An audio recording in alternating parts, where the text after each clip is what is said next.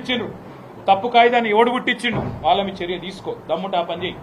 రెండోది, ఇప్పుడు ఇల్లు కూలగొట్టినావు, 1,5 మొన్న రిజిస్ట్రేషన్ చేసుకున్నారు, ఇప్పుడు ఇల్లు కూలగొట్టినావు, ఎవడు కడతాడా పైసలు? నష్టపరిహారం ఎవడిస్తాడా కుటుంబానికి? నీ ప్రభుత్వం ఇస్తుందా, బిల్డర్ ఇస్తాడా? ఆ తీసుకున్నాడు మంచిగానే ఉంటాడు, రిజిస్ట్రేషన్ సొమ్ము నీ ఖజానాలో పడ్డది, నువ్వు మంచిగానే ఉంటావు, ఇప్పుడు వాళ్ళు రోడ్డు మీద పడ్డారు, ఎవడు బాధ్యుడు? అందుకే మేమందరం కూడా ఇప్పుడు కొద్దిసేపు కూర్చున్నాం, ఆలోచించినాం. తప్పకుండా హైదరాబాదితులందరికీ న్యాయపరంగా మేము మా పార్టీ తరఫున మా న్యాయ విభాగం, మా లీగల్ సెల్లు అండగా ఉంటుంది. ఎవరికి ఏ ఇబ్బంది ఉన్నా భారత రాష్ట్ర సమితి కేంద్ర కార్యాలయం తెలంగాణ భవన్, బంజారాహిల్స్ రోడ్ నెంబర్ 10-12 మధ్యలో ఉంటుంది, ఆడికి రండి.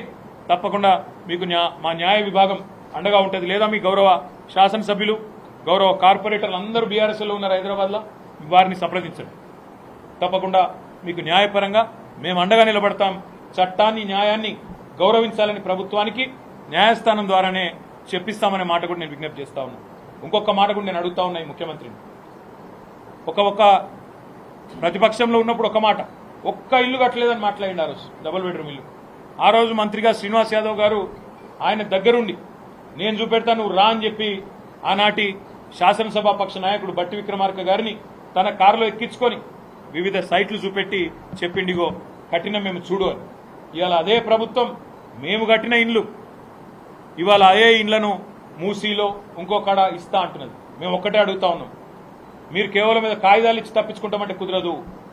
తాళాలు ఇవ్వండి, గృహ ప్రవేశాలు చేయించండి, తర్వాతనే వాళ్ళని తొలగించండి, లేకపోతే ఒప్పుకోం. ఎందుకంటే ఇది పద్ధతి కాదు. వాళ్ళని రోడ్డు మీద పాడేస్తాం. కట్టిన ఇల్లు రెడీగా ఉన్నాయి కదా, ఒక కొల్లూరులో 16,000 ఇల్లు రెడీగా ఉన్నాయి, మేమే కట్టినాం. మీకు వడ్డిచ్చిన పల్లెంలో బ్రహ్మాండంగా పంచపక్ష ప్రమాణాలు పెట్టి నీ చేతిలో పెట్టినాం. చేతనైతే వాళ్ళ గృహ ప్రవేశాలు దగ్గరుండి మీ అధికారులతో చేయించు.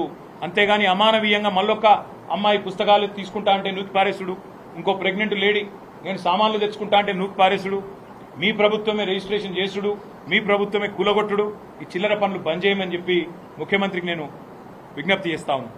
ఇంకొక మాట కూడా నేను చెప్తా ఉన్నా, మా ప్రభుత్వం ఉన్ననాడు మేము మాట ఇచ్చినాం, 1,00,000 కట్టినాం, మరొక 1,00,000 కడతాం, అవసరమైతే ఇంకా ఇల్లు కూడా హైదరాబాద్లో పేదలందరికీ ఇస్తామని చెప్పాం.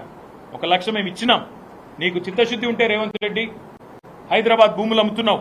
ఇప్పుడే తెలిసింది మా కుక్కట్పల్లిలో కూడా హెచ్ఎండిఏ భూముల మీద కన్నేసినాడు, తొందరలో అమ్ముతాడని తెలిసింది. నీకు చిత్తశుద్ధి ఉంటే ఇక్కడి భూముల అమ్మకాల ద్వారా వచ్చే పైసలు ఇక్కడే ఖర్చు పెట్టాలి. తప్పకుండా హైదరాబాద్లోని పేదలకు ఇండ్లు ఇవ్వాలి. ఇక్కడ 1000 ఎకరాల అమ్మకానికి పెడుతున్నామని తెలిసింది. తప్పకుండా ఆ పైసలు ఇక్కడే పెట్టి ఇక్కడ ఉండే హైదరాబాద్లో ఉండే పేదలు కోకొల్లలుగా ఉన్నారు. దాదాపు 7 లక్షల దరఖాస్తులు మాకే వచ్చినాయి.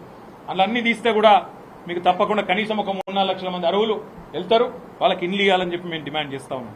తప్పకుండా వారికి అండగా ఉంటాం. ఇక చివరిగా నేను చెప్పేది ఒకటే, మీరు మంచి పనులు చేయకుండా కేవలం బట్టగాల్చి మీదేస్తాం, హైడ్రా పేరిట డ్రామాలు చేస్తాం అంటే మాత్రం ప్రధాన ప్రతిపక్షంగా మేమైతే చూస్తూ ఊరుకోం.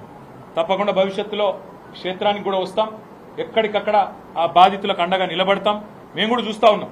ఎందుకంటే ఈ ప్రభుత్వం వచ్చి కొత్తగా వచ్చింది కదా, 9-10 నెలలు అయింది కదా, వీళ్ళకు కూడా కొత్త మురిపం ఉంటుంది కదా, హనీమూన్ పీరియడ్ కదా అని ఆగినాం.